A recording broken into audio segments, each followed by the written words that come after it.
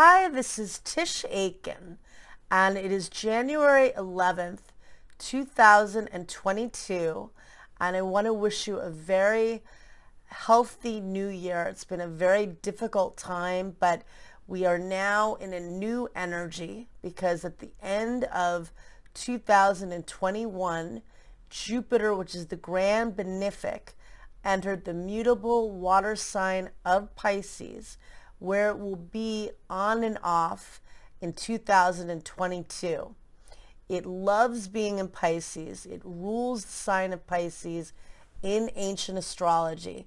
It's expanding through empathy and love and dreams and imagination. Excellent energy for manifesting your desires, journaling your dreams, doing creative and musical projects, writing, chanting, dancing, opening yourself to spiritual practice in any form that is suitable for you. And we're in a time of needed healing, and this is where each of us expands our inner hippie in some way. I feel we're in the new age of Aquarius, which is centered on alternative ways of thinking and doing things, and it rules astrology and metaphysics, among other things. But with Jupiter in Pisces, it's about journaling your dreams. It's about meditation and manifesting, doing things like feng shui and working with your crystals and bringing it to a whole new dreamy and creative level. And so it does help you to connect to the magic and spark that probably you feel is missing from your life. Most people do. It's so much pain and loss, and that obviously is not going away. But in the new age of Aquarius, it's about forming community and coming together. But things seem so chaotic and robotic in 2021. Saturn, which is the ancient ruler of Aquarius, was clashing on and off with Uranus, which is the modern ruler. And the last hit was on December 24th of 2021. The two squared one another at 11 degrees and 5 minutes of Aquarius and Taurus, respectively. And they will square each other again at the end of 22, but not quite exact. It's still a theme. And now, as opposed to 21, Jupiter did briefly enter Pisces from May 13th until July 29th, and it got as far as 2 degrees of Pisces. Now it's going to transit the entire sign. It does love being in Pisces, but it will enter the cardinal fire sign of Aries, and it will get as far as 8 degrees of Aries, which is where Chiron, the wounded healer, stationed direct on the day that Venus retrograded on December 29th, finding courage in your vulnerability. We're all very vulnerable. And Aries is the sign of self, ego, drive, and courage. And there's a vulnerability for each of us in feeling that we can get through this and have the courage and the drive to do this. And many of us are having to do new things that can be humbling or frightening. Maybe we have to be more public, and now we do business. We have to do new things that can feel frightening and unobtainable. But Jupiter transiting in Pisces reconnects you to the dream, believing that magic is possible. Jupiter transiting in Aries expands the courage and the drive and the need and desire to accomplish new things. It can't expand the anger. Jupiter does expand whatever it comes into contact with. And while in Pisces, it also may expand the need or desire to escape. And that's something to also be, aware of, because you want to expand your dream and creativity, but you don't want to lose yourself. You want to find healthy escapes. And this week on today, which is January 11th, Mars is squaring Neptune in the sky, and Mars rules the sign of Aries, and Neptune is the modern ruler of Pisces. So kind of like where Jupiter will be, Mars squaring Neptune, it's hard to get things accomplished with this energy. And it's also, I think, bringing home the fact that Jupiter is now newly in the sign of Pisces, because there can be a very lost, forgetful, and dreamy component of Jupiter transiting in Pisces, where you could feel like you want to take a nap, you feel a little forgetful, but again, tapping into your inner muse, however that may be. And we're also building up to Mercury retrograde, which is going to happen on January 14th. Mercury, which is the planet of communication, information, the planet of the mind, and transportation, among other things, retrogrades at 6:41 p.m. Eastern Standard Time at 10 degrees and 20 minutes of the fixed air sign of Aquarius on January 14th. And it sets off only within a few degrees where Saturn retrograded in May of 2021. It got as far as 13 degrees of the fixed air sign of Aquarius on May 23rd. And Mercury is retracing where Saturn was within 3 degrees. And it gives you an opportunity to reconsider how you can grow leaps and bounds, because the age of Aquarius is fast, rapid change, brilliance, and chaos, but really ascending in miraculous ways to learning and achieving amazing new things with technology. It is a new digital age. It's also bringing into question the Saturn return of the internet and the alienating factors of Saturn in Aquarius and of technology in and of itself, because the internet began when Saturn was at the first degree of Aquarius, and it went public when Saturn was at the final degree of Aquarius, which was from 91 to 94. And now we're all seeing in this time how technology and living in this way has gotten us through a very difficult and limiting time, but that it also can be incredibly alienating, frustrating, and difficult on mental health. And with Saturn now currently transiting at 13 degrees of Aquarius, it is, or it's just about to be there, I believe it is now there. This is now bringing us to where we were in May of 2021, where Saturn got to 13 degrees of Aquarius, Mercury close in degree.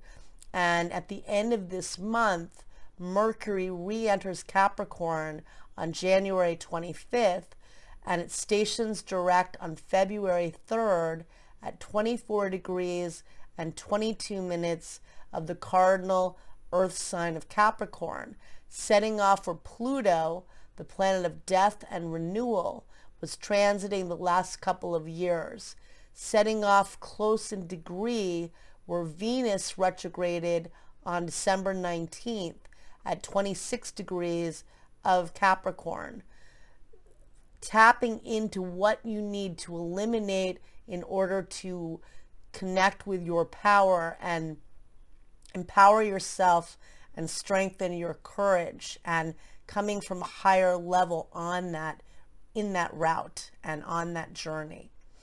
And so the Mercury retrograde story is not only re-encapsulating the new age of Aquarius, it's also brushing up on the epic of Capricorn, which Venus already led the journey. Venus is a personal planet that retrogrades once every year and a half. It retrograded at 26 degrees of Capricorn, where Pluto currently is, and it is setting off where the last couple of years where where Saturn was from March 4th until November 4th of 2020. So between both Venus and Mercury, ultimately, we're all getting the opportunity to reconnect with the very difficult epic of Capricorn, where many structures came down, and how we can rebuild going forward. And so that's a big part of the story as well. And there is going to be a full moon that takes place on January 18th at 6:48 p.m. Eastern Standard Time at 27 degrees and 51 minutes of the cardinal water sign of Cancer. Just the day prior, the Sun and Pluto are going to meet up in the sky at 9:51 a.m. Eastern Standard Time. And that can bring endings and power struggles. On the day of the full moon, I cast the chart for Washington, D.C., and the chart has Leo ascendant. The moon itself falls at 27 degrees of Cancer, and the last few full moons have all been at 27 degrees of a sign, and the next 3 will be as well. And this is also opposing where Saturn was on and off from March through November of 2020. It's close in degree where Pluto retrograded in April of 2021, because Pluto got to 26 degrees of Capricorn, opposing where this full moon is. The moon itself will have a lot of endings. It's falling in the 12th house of endings and spirituality. It opposes Pluto. It also squares Eris, the goddess of discord. It is a cardinal T-square between Pluto, which is the modern ruler of Scorpio, the planet of elimination and transformation, and Eris, which is the goddess of discord. She's very fiery and powerful and courageous. Eliminating the anger in order to tap into your power, not all easy. Very emotional full moon in the Pisces house, in the Pisces house of the chart by casting the chart in the US, but also in the sign it rules, in opposition to Pluto, which brings to light and, you know, releasing all that we've been dealing with the last couple of years, because Pluto has been such a key player. The Saturn-Pluto conjunction that changed the world was only 2 years ago on January 12th at 22 degrees of the cardinal earth sign of Capricorn, which is not far in degree from where Mercury will station direct on February 3rd, and close to where Venus retrograded on December 19th, honoring the loss of so many things, of life, of businesses, of dreams, and of ways of life, and honoring what you want to rebuild and rebirth and transform in your life going forward. Jupiter is very magical, and it is good at tapping into miracles in Pisces. And we do have Jupiter in a lovely sign, and this full moon is going to be very intense. The middle of January, of course, the first month of the year is going to be wild and chaotic because the universe does not want to disappoint us. And so this full moon happens the day before Uranus, which is the higher octave of Mercury, stations direct at 10 degrees and 49 minutes of the fixed earth sign of Taurus.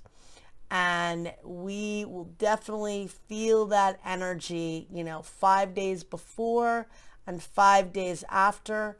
There can be explosions and explosive energy.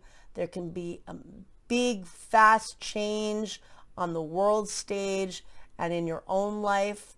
Uranus stations at 10:27 a.m. Eastern Standard Time on January 18th, just a day after the full moon. And on that very day, the nodes of fate change signs. And the North Node enters the fixed Earth sign of Taurus at 1:50 p.m. Eastern Standard Time. The South Node enters the fixed water sign of Scorpio. And we're always working with both of the nodes. We basically vacillate between the North Node, which is where we're meant to go towards, growing through creativity.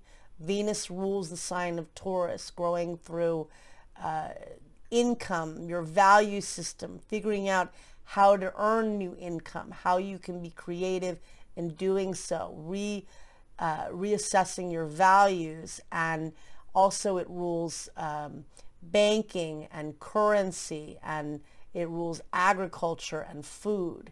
The South Node in Scorpio is what we need to release. Well, a lot of death and loss. Scorpio also rules joint resources and taxes and debt, as well as intimacy and healing and transformation. And that will be a big theme of finding ways to connect to healing through facing the darkness with the South Node transiting in Scorpio, which it will do until July 17th of 2023. So we know that we're building up to Mercury retrograde, and Mercury will re-enter Aquarius on February 14th, and then it leaves the sign of Aquarius altogether on March 9th. So a big opportunity to rehash and reconsider the new age of Aquarius, because Saturn will remain in Aquarius until March 7th of 2023, structuring a whole new vision of brilliance, community, and connection. And it also will give you an opportunity to reconsider the second part of the Epic of Capricorn, the last part of it, and how you can work with that story. And when Venus does go direct on January 29th, it will station at 11 degrees and 4 minutes of the cardinal Earth sign of Capricorn, which is where Saturn was in December of 2018 and January of 2019. So it gives you an opportunity prior to the pandemic of what you were working on and trying to anchor and build in your life at that time. Venus in Capricorn. What do you want to commit to? What do you want to build in your life? How do you set boundaries in your own habits and routines and with others? And in the new age of Aquarius, how can you be more productive, less alienated, and more connected? I wish you a lot of luck, and thank you very much.